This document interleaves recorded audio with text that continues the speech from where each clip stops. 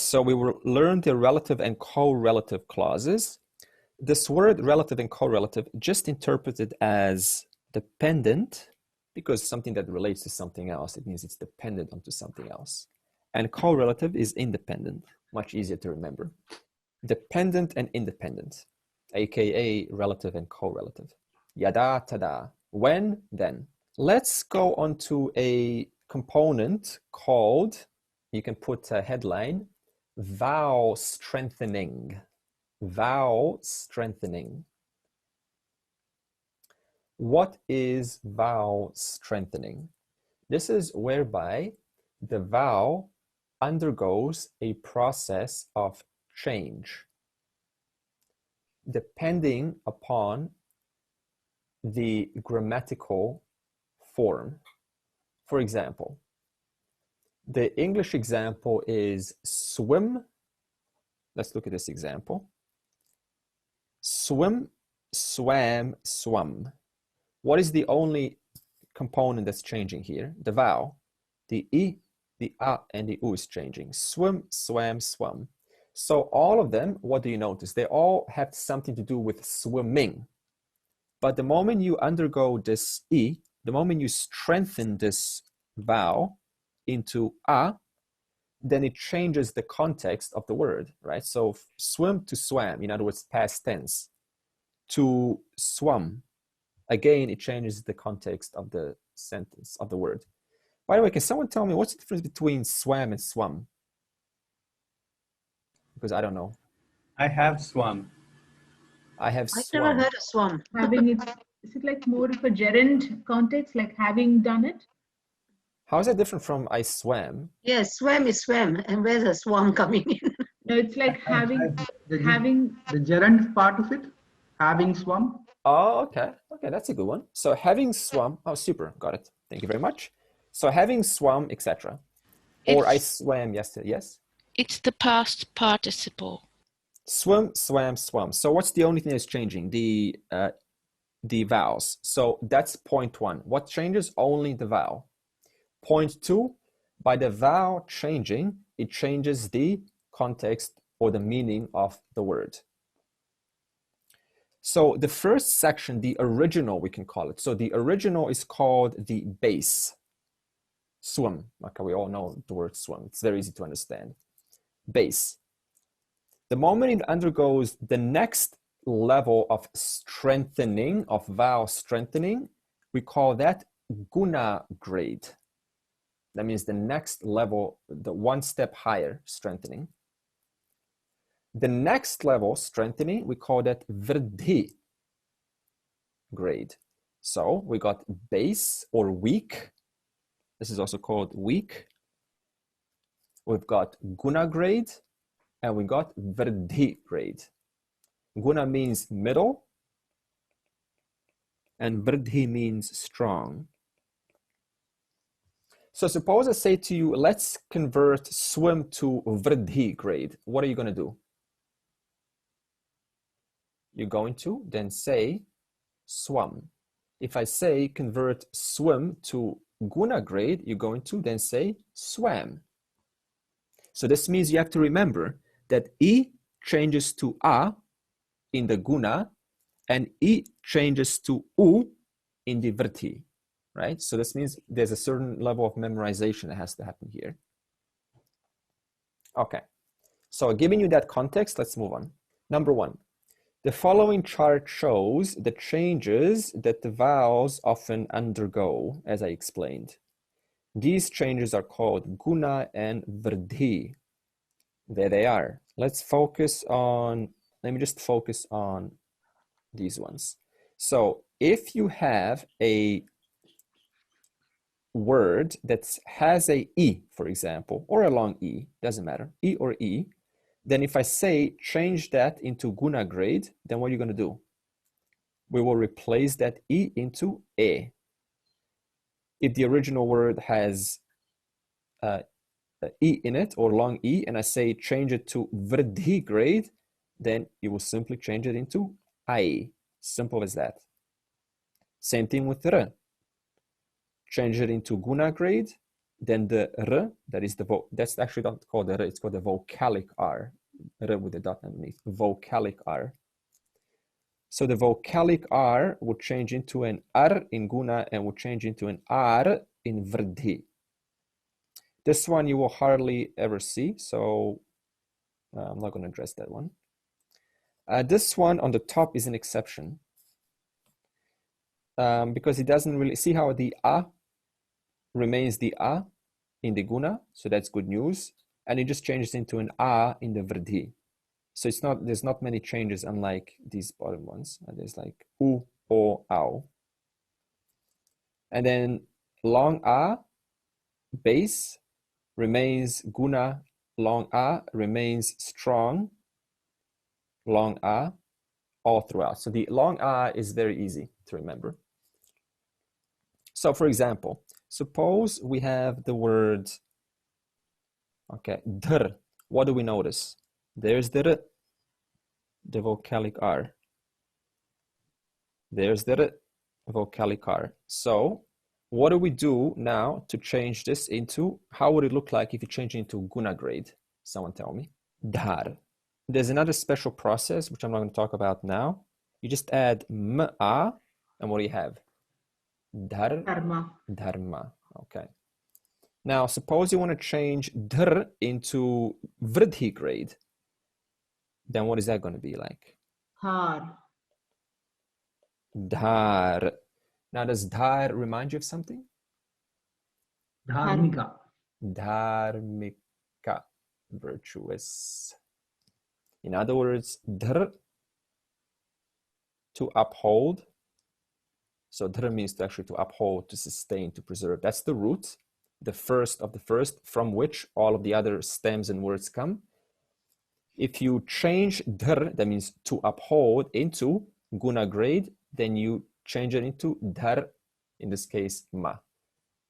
And dharma means to uphold a tradition, to uphold something that is eternal. Or if you change it into vrdhi grade, we have dhar, dharmika. In other words, to uphold virtue, virtuous. Okay, let's repeat this just for familiarity. Let's go through the list. Okay, we always start at the base. A.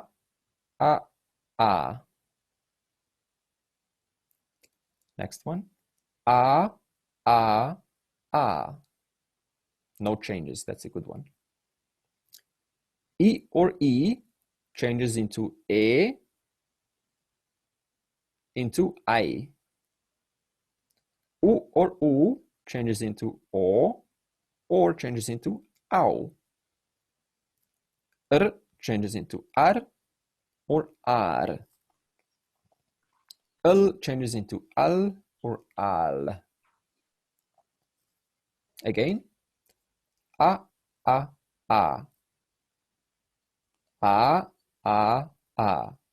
Next one, E or E into E, I. Next, U into O, Au. R into Ar, Ar. L into Al, Al.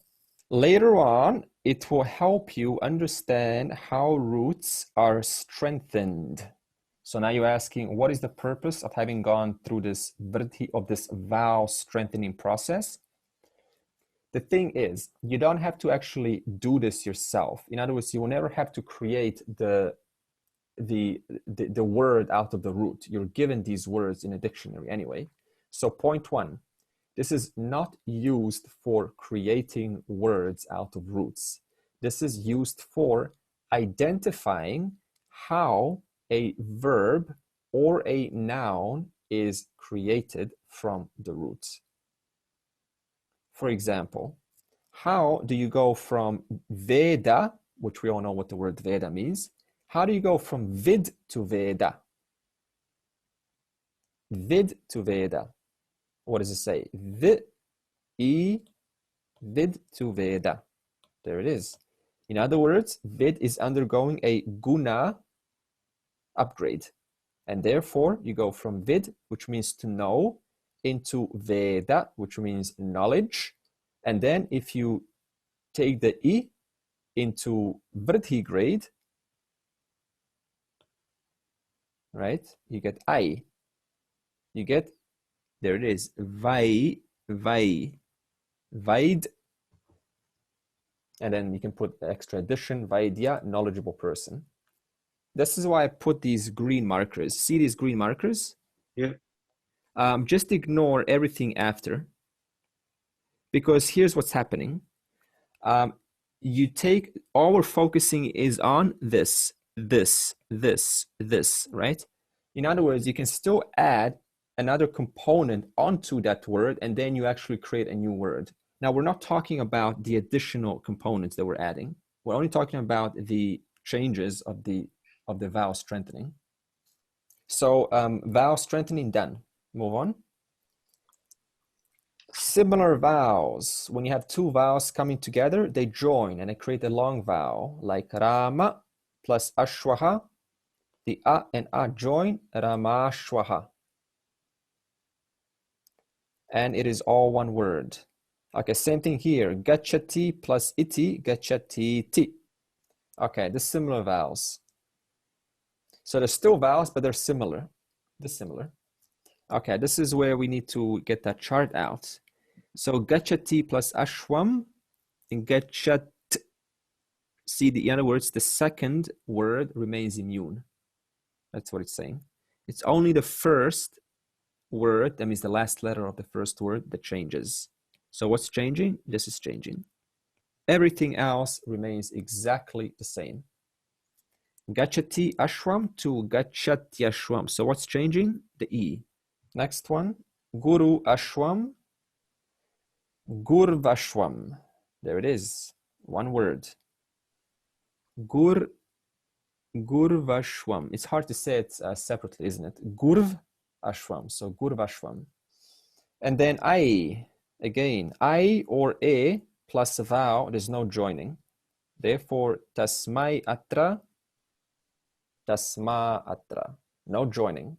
So in the previous also there was no joining. Grame Yes. iti. So in other words, only A or I, there's no No joining. joining. Every other combination just joining. So repeat, please. I or A plus vowel equals no join. Repeat again. I or A plus vowel equals no join. Repeat again. I plus A, I or A plus vowel equals no join. Why am I saying this? Because if you remember that I or A equals no join, then you will know that every other you join. So what I would like you to do at home is perhaps even write these sentences out separately. So write out the word separate, tasmai, atra, and then join it together, just for some practice, for some familiarity. The tasmai atra, if you go back to the tasmai atra, becomes tasma atra. So you don't say tasma atra, you just say tasma atra. Correct. Good. You separate it again. Good. Okay, so Rani's brought a good point. You don't say tasmatra because there's no joining. Mm, Therefore, tasma atra. mm. And it would also be like you apply Sandhi only once. There's not recursive application. Yeah, you don't go into an infinite loop of Sandhi. Tasmatra and then something like that. It's too hard for the brain. And also this goes back to what you taught us earlier. You said like once a Sandhi is applied, it's not applied again. Yeah, stop. Yeah. Go home, take a coffee break, just stop. Yeah, that's right. Yes. Here's an important rule. If the noun is a jewel, okay, what's an example of a jewel? For example, ballet, two boys or two girls actually, ballet, because two boys would be balao. So two girls, ballet, agachati. Now it's supposed to apply Sandhi, right? According to what we just learned. No. So if the noun is a jewel, and that jewel ends with an E, U, or A, for example, right here, ballet, then do not apply Sandhi. Therefore, leave alone. Ballet, agachati, leave it as it is. Why? because bale is a dual, and the dual ends with I, U, E. Moving on to nouns in E. Nadi. This is a little red book. When I say LRB, I will say LRB. Then you just, for example, LRB 11, then you just go to little red book, page 11. So this is LRB 11. Suppose you see the word Nadiai, right? Suppose you see this word and you don't know what it means. So you say, what is Nadiai? What are we going to look up in a dictionary? Are we going to look up Nadiai or we're going to look up Nadi? We're going to look up Nadi. So this means you have to first recognize how do you go from Nadiai into Nadi. That is why paradigm recognition is important. Otherwise, looking up words becomes difficult. Okay, let's repeat. A river or a body of water. Nadi, Nadiao, Nadiaha. Repeat that loud, please. Nadi, Nadiao. Nadiaha. Again. Nadi, Nadiao, Nadiaha. Nadi, Nadiao, Nadiaha. Nadim, Nadiao, Nadihi. Nadim, Nadiao, Nadihi. With the river, with the rivers, with the rivers. Nadia, Nadibhyam, Nadibhi. Nadia, Nadibhyam, Nadibhi.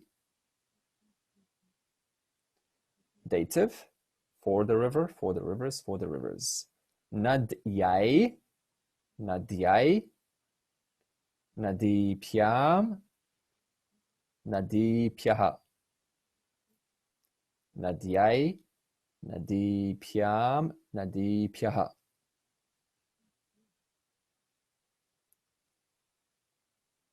From the river, from the rivers, from the rivers. Nadyaha, Nadipyam, Nadipyaha. Out loud. Nadyaha, Nadipyam, Nadipyaha. Of the river, of the rivers, of the rivers. Nadyaha, Nadyoho, Nadinam.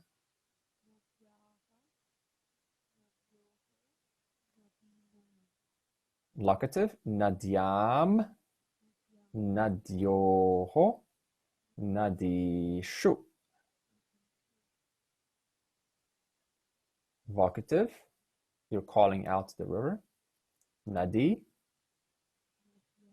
Nadyao, Nadyaha. Okay, let's look at some patterns here. Nadi. This is exactly this. This is 90% the same as Sena, by the way. You're just replacing the long A with the E. Sena, Nadi. Right? It's just instead of this A, you just put E's. Nadi. Sena. So you're just changing that A into an E. That's a long A for Sena. Nadi. Okay, what about Nadiao? What can we pick up? What can we pick up from here? Anything else has an ow in it? Narau. Narau. Okay, we can use that. Narau. Nadyaha. Nadaha. Okay. M. What can we pick up here? Like Munyaha. Munayaha. Yeah, Munayaha. Good. What can we pick up from accusative? Accusative will always, almost always, I think every time end with a m at the end. Nadim, Senam, Naram, Palam, always a m. What else can we pick up? The nominative and the accusative, dual, same. Nadihi, Shrutihi. Okay. Nadia. Any familiarity? Senaya. Senaya, Nadia, Maya, Twaya. What about here? Pyam. Almost every paradigm, instrumental, dative, and ablative, dual would be a pyam, pyam, pyam. Not much to remember there, huh? Nara, pyam, nara, pyam, nara, pyam. What about bhi? Sena, bhi. Always going to be a bhi. Not much to remember there. What about pyaha? Nare, yeah, sena, pyaha, nare, pyaha, pyaha, pyaha, pyaha. Same thing here. So instrumental, dative, ablative, 95% the same in every paradigm in Sanskrit, except the singles, right? They're going to be a little bit different. Yeah. Okay. So it's basically just one, not much to remember. Okay, Nadyaha. Okay, the other thing that you can notice is the ablatives and the ablative and the genitive will often be always the same. Senayaha, senayaha, right? Yaha, yaha. Not much to remember there. The other thing we can notice is yoho. Genitive and locative, yoho, yoho. Every paradigm almost is going to have a yoho. What else can we notice here? Nam. Inam, naranam, senanam, nadinam. Always this nam. What about also locative? This ishu, nareshu, senasu. Remember this s changes into a sh depending on what vowel precedes it. Nadishu, senasu, nareshu. Same thing. And nadyam, what about nadyam? Any similarities? Nadyam? Senayam. Senayam, good. So what can we learn so far? The feminine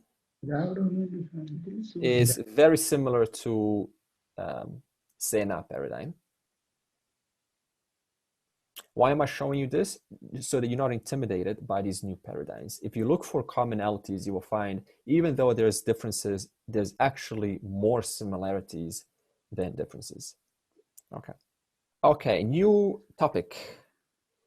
Relative, correlative clauses. Yada, tada. In other words, relative, dependent, and correlative independent clauses. Okay, so before moving on, what does it mean to say something is dependent? It means it depends for the presence of something else. That's what dependent means. What does independent mean? It means it stands on its own. That means without anything, it still makes sense. In other words, a dependent by itself doesn't make sense. An independent by itself makes sense. What else can we learn? In order for the dependent to be there, it implies you have to have an independent. Okay, in other words, they're always together. So what does this mean? We need to identify what is independent and what is dependent.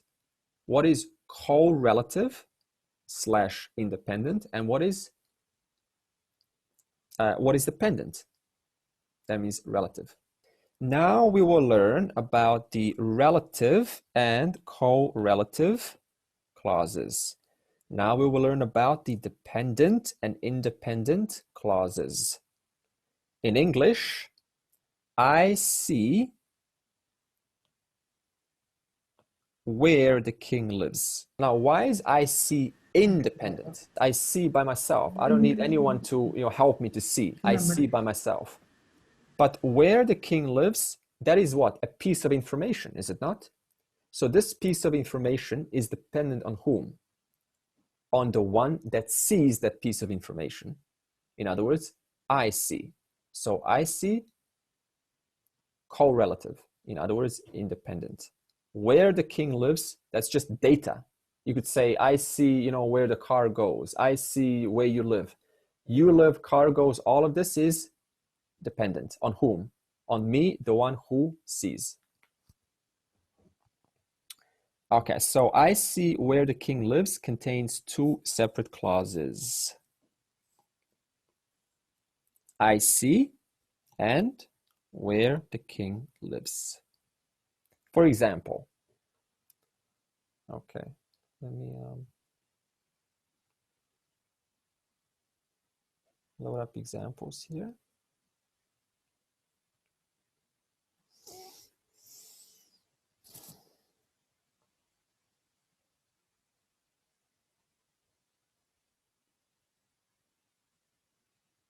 Just to help us to understand this well. Okay, here is the independent, and then here's the dependent. In other words, the correlative and the relative. All of these correlatives, just ignore this, right, for now. Ignore this for now. All of these can stand on their own, can they not? I see, I go, you obtain fruit, student stood up, Arjuna is possessed of happiness, let me always remember, truth is not understood, the boys are happy. All of these sentences can be there by themselves. But what about, now ignore this, what if you just have where the king lives? What are you going to say to that? Where the king lives? Suppose you just say where the king lives. Does that make sense? No. Suppose I say to you, if you go. Does that make sense? Suppose I say where the forest is. Does that make sense? No. What about when teacher spoke? You're going to say, huh? What about when teacher spoke? In other words, if you say the relative by itself, it doesn't make sense. You're going to demand for something else, some other piece of information.